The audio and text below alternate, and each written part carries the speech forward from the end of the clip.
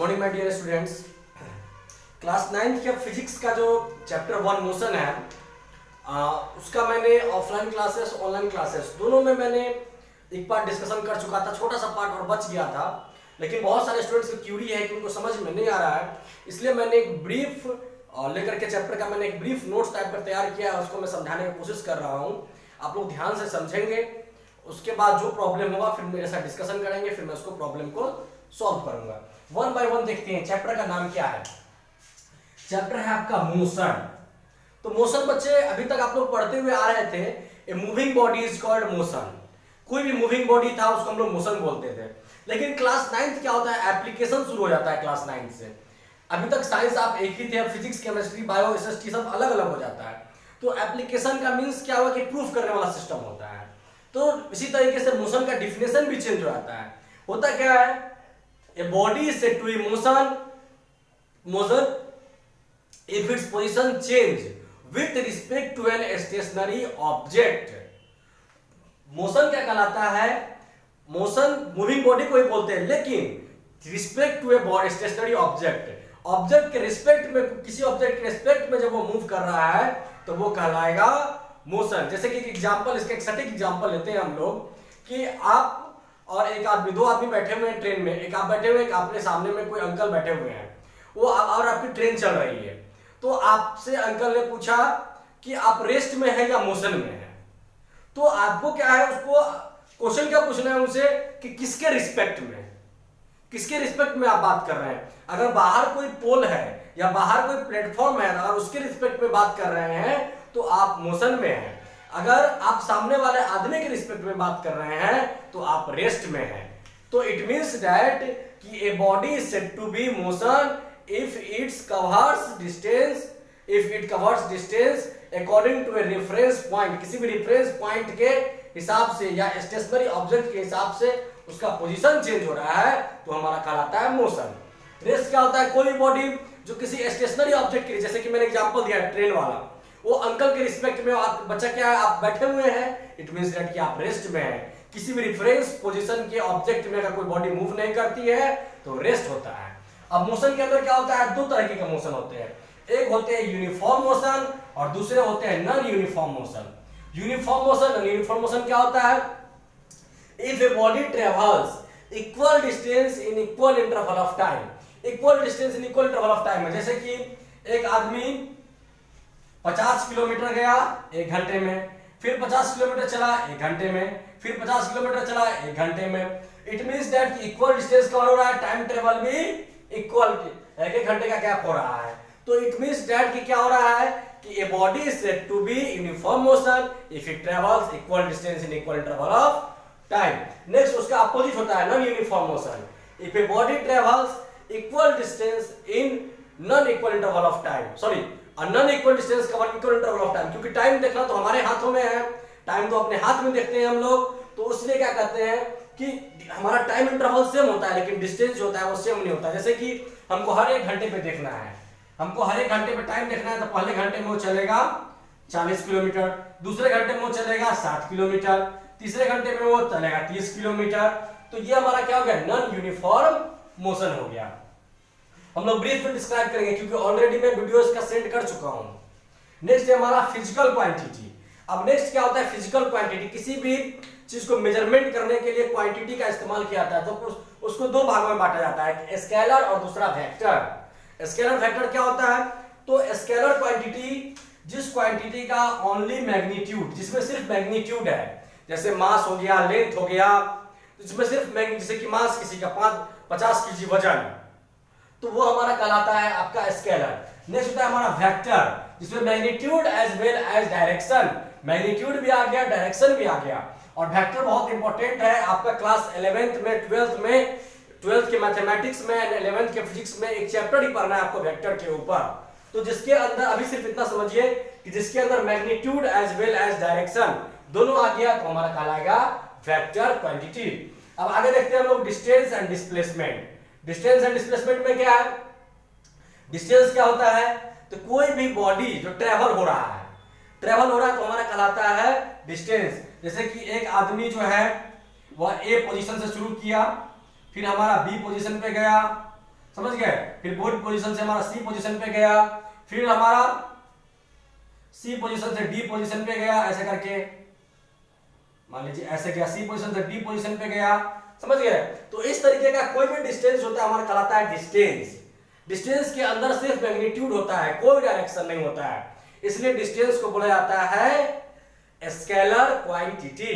अब देखिए डिस्प्लेसमेंट क्या होता है, कोई भी डिस्टेंस कवर हुआ उसका स्ट्रेट में कवर जो होगा, जैसे कि ए से डी तक की जो स्ट्रेट लाइन जुड़ेगा वो हमारा कहलाएगा डिस्प्लेसमेंट, स्ट्रेट लाइन कवर होगा। तो एक चीज और ध्यान रखेंगे डिस्प्लेसमेंट में कि अगर उसका इनिशियल पॉइंट या स्टार्टिंग पॉइंट सेम हो तो डिस्प्लेसमेंट हमारा जीरो होगा। जैसे कि एक आदमी जो है अपने घर से निकला और कुछ डिस्टेंस कवर करके फिर वापस अपने घर पे आया, तो उस कंडीशन में डिस्टेंस तो उसका कुछ होगा लेकिन डिस्प्लेसमेंट जो होगा उसका जीरो होगा, क्योंकि डिस्प्लेसमेंट जो होता है वो क्या होता है, distance between initial and final position. Final position और इनिशियल पोजीशन के बीच की दूरी को हम लोग डिस्प्लेसमेंट बोलते हैं। नेक्स्ट हमारा स्पीड। स्पीड आप लोग ऑलरेडी जानते हैं, speed is distance travel for unit time. Speed जो होता है उसको बोलते हैं distance travel in for unit time, distance by time, कितना डिस्टेंस कितना टाइम टेबल कवर हुआ तो उसको हम लोग स्पीड से पता लगाते हैं। स्पीड में भी आपको डायरेक्शन का कुछ मतलब नहीं होता है, तो स्पीड भी जो है हमारा स्केलर क्वांटिटी कहलाता है। अब स्पीड के अंदर uniform speed, non uniform speed और एवरेज स्पीड। तो just like as a uniform motion uniform speed, just like as a non-uniform motion, non-uniform speed. If a body travels equal distance in equal interval of time, it's called uniform speed. If a body travels unequal distance in equal interval of time, it's called non-uniform speed. And then next is average speed. Average speed is the total distance by total time taken. और speed कौन सा quantity होगा बच्चों, तो scalar quantity, क्योंकि इसमें कोई direction का मतलब नहीं है। स्पीड से रिलेटेड आगे अब डिस्प्लेसमेंट कौन सा क्वांटिटी होगा, क्योंकि यहाँ पे डायरेक्शन होना चाहिए, डिस्प्लेसमेंट में डायरेक्शन होना चाहिए, तो डिस्प्लेसमेंट हमारा vector quantity. Just like as a velocity, velocity भी आपका सेम है। If a body travels distance, body कोई डिस्टेंस ट्रेवल कर रहा है लेकिन उसके साथ आपको डायरेक्शन होना चाहिए, जैसे कि a body travels with 50 kilometre per hour in A direction of north, in A direction of south, direction आएगा उस कंडीशन में हमारा कहलाएगा वेलोसिटी। अब वेलोसिटी में भी होते हैं तीन तरीके का, uniform velocity, non uniform velocity, average velocity. तो uniform non uniform just like as आपका यूनिफॉर्म स्पीड के जैसा ही, नॉन यूनिफॉर्म स्पीड के जैसा ही। एवरेज वेलोसिटी क्या होता है, एवरेज वेलोसिटी के यहाँ पे दो फॉर्मूला हो जाएगा, एक हो जाएगा total distance travel in A given direction, या आप बोल सकते हैं total displacement by time taken, और दूसरा यहाँ पे हो सकता है initial velocity plus final velocity divided by 2, वो भी हमारा कहलाता है एवरेज वेलोसिटी। एवरेज वेलोसिटी का दो फॉर्मूला होता है, एक होता है u प्लस v बाय 2 और दूसरा होता है हमारा s by t, total distance by total time taken. अब नेक्स्ट हमारा होता है एक्सेलरेशन। एक्सेलरेशन क्या होता है, चेंज इन वेलोसिटी, वेलोसिटी को जो चेंज करता है वो हमारा कहलाता है acceleration. Velocity change in velocity with respect to time, time के हिसाब से जो चेंज हो रहा है वो हमारा कहलाता है एक्सेलरेशन। अब एक्सेलरेशन में हमारा होता है uniform acceleration, non uniform acceleration. just like as a same, if a body is said to be uniform acceleration if its velocity increases with equal interval of time, time के हिसाब से उसका velocity increase हो रहा है, और इस condition में क्या हो, टाइम के हिसाब से नहीं बढ़ रहा है तो हमारा कहलाता है नॉन यूनिफॉर्म एक्सेलरेशन। तो इस कंडीशन में बच्चों आपको क्या करना है, ये जितने भी आपके डिफरेंशियल है इसको आपको बुक से पढ़ना है, जहां आपको डाउट हो पूछिएगा। इसका मैंने अभी एक ब्रीफ बताया, शॉर्टकट में बताया हूं मैं, तो इसका आप नोट्स, अब नोट्स कैसे करेंगे, तो आपके बुक्स में जो डिफिनेशंस दिए हुए नॉन यूनिफॉर्म वेलोसिटी वो सबको आप लोग नोट करेंगे। अगर नहीं होता है तो अगर आपको समझ में नहीं आ रहा है तो चैप्टर कंप्लीट होने दीजिए, उसके बाद मैं आपको नोट्स कराऊंगा, उस नोट्स को कंप्लीट करेंगे। अब इसके बेस के हिसाब से न्यूमेरिकल होता है, तो न्यूमेरिकल के लिए तो लाइव क्लासेस करना पड़ेगा। उसके लिए हम लोग टाइमिंग सेट करेंगे, किस टाइमिंग पे, आप बहुत सारे ऐसे पेरेंट्स हैं जिनके घर में एक ही मोबाइल है, तो उसके हिसाब से टाइमिंग फिक्स करना पड़ेगा, और लाइव क्लासेस के द्वारा मैं क्वेश्चन बताऊंगा, आप उसको सॉल्व करके मुझे बताएंगे। अब नेक्स्ट हमारा 3 equation of motion. 3 equation of motion में v = u + at ऑलरेडी मैंने डिस्कस किया था। v final velocity, u initial velocity, a is the acceleration, t is the time taken, s = ut + half at², s is the distance, u is the initial velocity, t is the time taken. Then third equation is v² = u² + 2as. तो ये third वाला जो equation था उसको solve करने में बहुत सारे स्टूडेंट्स को प्रॉब्लम हो रहा था। हम तो थर्ड वाला जो है वो बहुत आसान है, आप सेकेंड और थर्ड से फर्स्ट और सेकेंड का आप इस्तेमाल करके आप थर्ड वाले को प्रूफ कर सकते हैं। देखिए कैसे प्रूफ करते हैं। So v equal to first वाला क्या है, v equal to u plus a t, first वाला है आपका v equal to u plus a t, then s equal to ut plus half a t square. आपको प्रूफ क्या करना है, v square equal to u square plus 2as। तो ध्यान दीजिएगा, अगर हम लोग ऐसा करते हैं कि इसमें से का t जो है उसको हट मतलब t का वैल्यू निकाल करके और इस इक्वेशन में पुट कर देते हैं तो हमारा ये वैल्यू निकलता है कि नहीं। तो क्या करना है, v equal to u plus a t है तो v minus u equal to a t, then t equal to क्या हो जाएगा, v minus u by a।